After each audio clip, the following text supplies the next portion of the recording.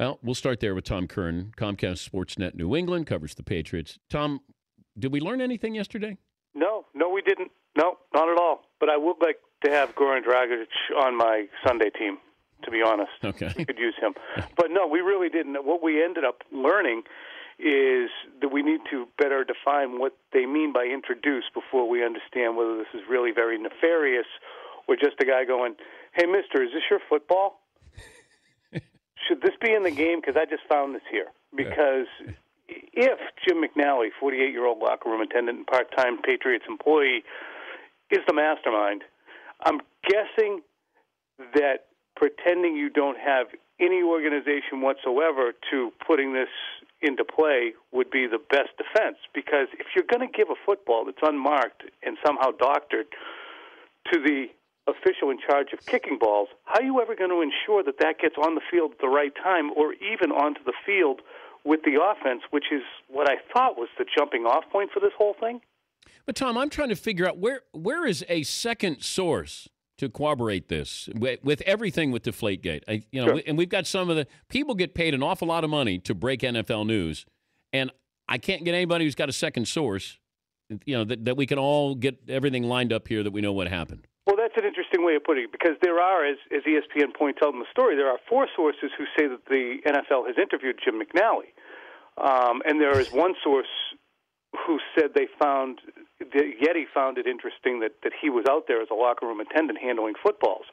But there's no source that says anything about an organized effort to remove air from footballs by the Patriots that led to them having this 11 of 12 alleged balls that were underweight.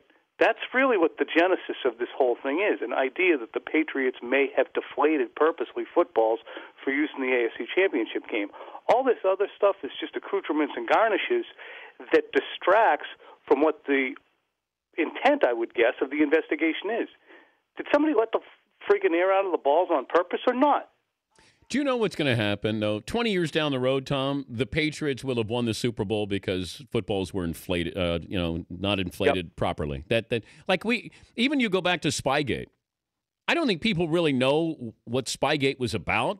I think they think that the Patriots, they got caught videotaping a practice of the Rams. Mm-hmm. Yeah, and the 2001 Super Bowl, will always be mentioned as though they taped the walkthrough, when in essence that was the story which the Boston Herald apologized for alleging that, because that apparently did not happen.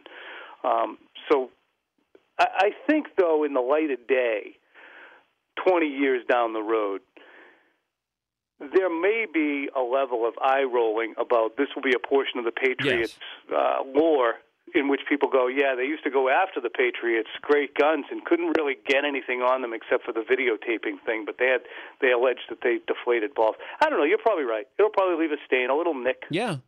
But when did it turn on the Patriots, where people looked at them and all of a sudden hated them more than they hated the Cowboys or the Steelers or the Raiders or whoever? No one, I think, if you ask me, it's the level of social media and the media that keeps us able to pay the heating bills. It's because we are allowed to cover with such vigor these teams, they're in front of people's faces more, and those people in turn, the consumer, can say, I don't like those guys. And I think it started to turn probably in 2004, because in 2001 it was Cinderella.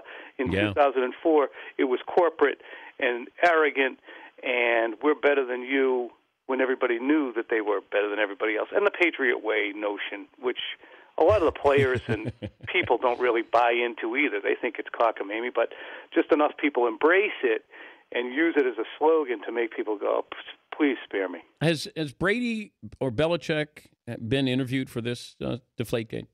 I cannot categorically say yes or no. Okay. I apologize.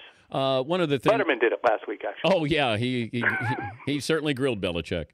The Aaron Hernandez trial, does anybody get subpoenaed to show up there? Is Belichick or Kraft or Brady or anybody going to be involved in that? I would not be the least bit surprised if Bill Belichick is somehow involved.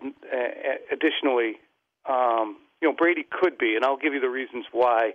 With Brady, there was a juncture in which, prior to the alleged killings in 2012, Hernandez was going out to Los Angeles to work out with Brady and had their ducks in a row, and they were trying to get him on the program a little bit more to be involved. And that never took place out in California because he had an altercation with his girlfriend out there. Mm-hmm. Could go to state of mind in terms of the disorganization of his life.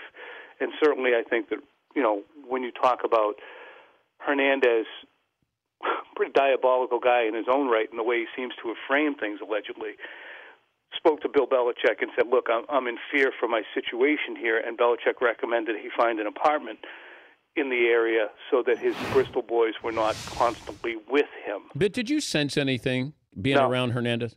Nope, I was around him a fair amount, but he was one of those guys who was a moving target in the locker room. He wasn't rude, but he'd be at his locker with his headphones on real quick. What's up, Aaron? Hey, what's up?